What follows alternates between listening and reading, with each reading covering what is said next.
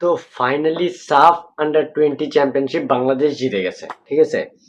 And এই টুর্নামেন্টের মাধ্যমে আমরা আবার বুঝতে পারছি যে আমাদের ট্যালেন্টেড প্লেয়ারদের অভাব নাই, ঠিক আছে। আমাদের ইউথ লেভেলে ট্যালেন্টেড প্লেয়ারদের অভাব নাই, বাট যে সমস্যাটা হয়েছে সেই সমস্যাটা হলো আমরা সেই ইউথ যে ট্যালেন্টগুলো আছে সেগুলোকে কি আমরা আমাদের মেইন টিমের মধ্যে খেলাতে পারতেছি না, আমরা প্রপারলি ইউটিলাইজ করতে পারতেছি না সেই ট্যালেন্টগুলোকে আমাদের ন্যাশনাল টিমে।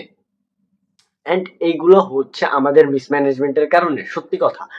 কজ আমরা যদি দেখি আমাদের ইউথ লেভেল টিমগুলোতে, ঠিক আছে, আমাদের under 17 played well, under 20 played very well after SAFF champion বর্তমানে, ঠিক আছে। And they are very very good today, ঠিক আছে। আজকে ভাই আমি যখন খেলা দেখতে বসছিলাম, ঠিক আছে, আমি এমনি একটু আজকে একটু ব্যস্ত ছিলাম, তো খেলাটা পুরোপুরি দেখতে না পারলেও বাট ভাই আমি যত দেরি থেকে দেখা শুরু করছি ভাই, আই ওয়াজ দ্য শক ভাই, এরা কি আসলে বাংলাদেশ খেলতেছে নাকি? বাংলাদেশ আজকে খুবই মোটিভেটেড একটা টিম আমার কাছে কেন জানি মনে হয়েছিল। অ্যান্ড থ্রু আউট দ্য টুর্নামেন্টের কথা যেটা আমি বলি, বাংলাদেশ, আমার মনে হয় বাংলাদেশ গেছিল সাফ আন্ডার 20 জেতার জন্য, সত্যি কথা। কজ আমাদের প্রত্যেকটা পজিশনের প্রত্যেকটা প্লেয়াররা তাদের বেস্ট পারফরমেন্স দিচ্ছে প্রত্যেকটা match through out the tournament, ঠিক আছে। এখন এদিকে কিছু ঝামেলা টামেলা আছে যে আমাদের কোচের উপর বা ম্যানেজমেন্টের উপর, যে তারা চাইলে আমাদের যে আরো যে প্লেয়াররা ছিল, যেমন ডেকলেন রাইস, ইব্রাহিম, নওয়াজ, এছাড়াও আরো বেঞ্চে যে কয়েকজন ছিল তাদেরকে প্রপারলি ইউটিলাইজ করা যেত, ঠিক আছে। কজ তখন আমরা যদি তাদেরকে প্রপারলি ইউটিলাইজ করতে পারতাম আমাদের এই সাফ আন্ডার 20 টুর্নামেন্টের মধ্যে, আমরা বুঝতে পারতাম তাদেরকে আরো কতটুকু আমাদেরকে পুশ করা লাগবে, তারা আর কতটুকু পুশ নিতে পারবে এই জিনিসগুলা। বাট কিছু কারণে, কিছু মিসম্যানেজমেন্টের কারণে তারা কিন্তু গেম টাইম পায় নাই প্রপার, ঠিক আছে। আর ডেকল্যান সুলিভানকে মনে হয় বেশ কিছু মানে থ্রু আউট দ্য সিজন বা থ্রু আউট দ্য টুর্নামেন্ট মনে হয় 4 মিনিট থেকে 10 মিনিটের মতো সময় দেওয়া হয়েছে। কজ ভাই সে তাকে দিছে, এটা আমাদের কোচের কথা ছিল। এখন তাকে আরো বেশি টাইম খেলানো অবশ্যই যাইতো, কজ ভাই এত বড় বড় আমাদের এত টাফ গেম ছিল না। অ্যান্ড সে সেমিফাইনালে এসে যা করছে, তারপরে আমি অ্যাটলিস্ট দেখতে চাচ্ছিলাম যে হ্যাঁ সে ফাইনালটা স্টার্ট করুক, আমি তাকে স্টার্টিং এ দেখতে চাচ্ছিলাম যে সে বেঞ্চ থেকে আইসা তো দেখাইলো সে কি করতে পারে। But say as a start কিরকম পারফরমেন্স করে এটা দেখার আমার খুবই ইচ্ছা ছিল। বাট ভাই আমাদের কোচ ম্যানেজমেন্ট এই সবগুলোকে ধ্বংস বংশ করে তাদের অ্যাজ ইউজার প্লেয়ারদেরকে খেলাইছে আর তাকে বেঞ্চ করে দিছে, ঠিক আছে।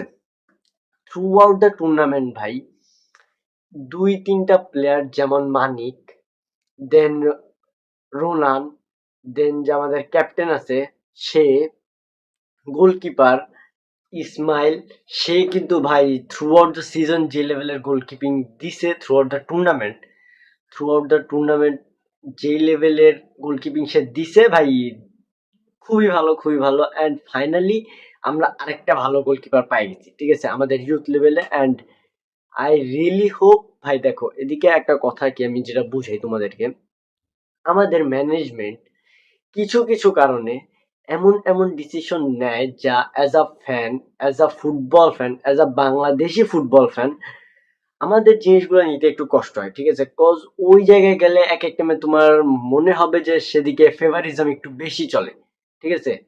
তুমি তোমার পছন্দের প্লেয়ারদেরকে খেলাইতেছো, এরকম একটা জিনিসপাতি একটু বেশি চলে, ঠিক আছে। বাট এখন ভাই বর্তমানে বাংলাদেশি ফুটবল ফ্যান বুঝে, সবকিছুই বুঝে যে কোন জায়গায় কি চলতেছে, ঠিক আছে।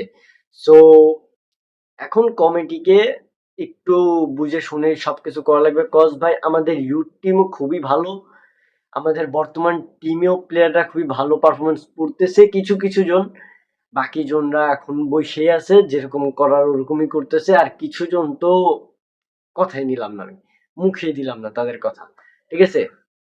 তো ভাই লেটস সি আমাদের ম্যানেজমেন্ট কি আরো বেটার হয় নাকি এরকম দুর্দশায় আমরা বাংলাদেশি ফুটবলকে দেখতে থাকি। অ্যান্ড কজ ভাই আমাদের প্লেয়াররা প্রিপেয়ার্ড হচ্ছে, প্রিপেয়ার্ড হয়ে গেছে এমন না ফর ন্যাশনালস, ঠিক আছে।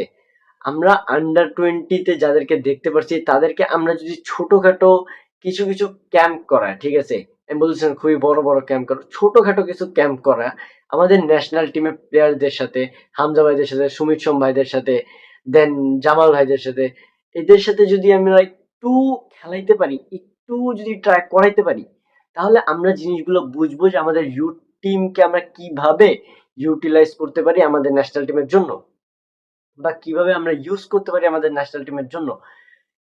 এখন লেটস সি বাফুফে কিভাবে এই সব জিনিসপাতি প্রসপেক্ট করে, and let's see how it's going, ঠিক আছে।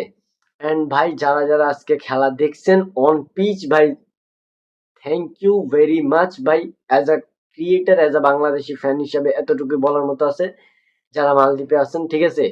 So thank you a lot, cause ভাই আমি লিটারালি বুঝতেছিলাম না যে সেটা কি মালদ্বীপে খেলা চলতেছে নাকি বাংলাদেশে খেলা চল, কাইন্ড অফ আমরা একটা হোম গ্রাউন্ড অ্যাডভান্টেজের মতো মনে হচ্ছিল আমাদের কাছে আছে, ঠিক আছে। আমাদের ক্রাউড এত ভালো ছিল and everything, it's truly mesmerising, ঠিক আছে। সো লেটস সি আমরা যেহেতু চ্যাম্পিয়ন হয়ে গেছি, অ্যান্ড এই চ্যাম্পিয়ন প্লেয়ারদেরকে আমরা কিভাবে ইউজ করতে পারি আমাদের ন্যাশনাল টিমে, and let's see how it's gone.